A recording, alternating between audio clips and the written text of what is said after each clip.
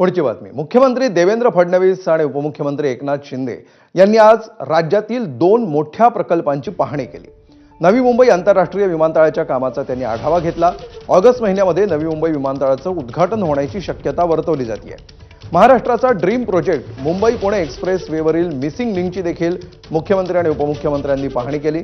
Missing link प्रकल्पामुळे Mumbai Pune express वेवर traffic कमी होणार असल्याची माहिती मुख्यमंत्री फडणवीस यांनी दिली।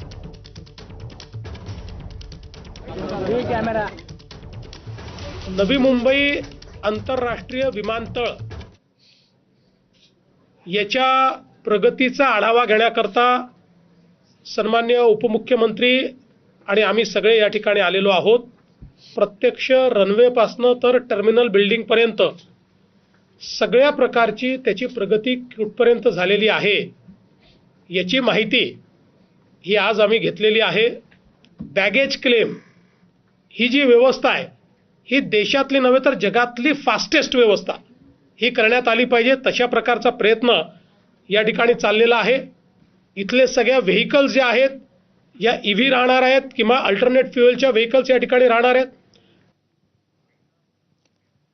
काळानुरूप अंमली पदार्थ विक्री अर्थात ड्रग्सच्या घटनांमध्ये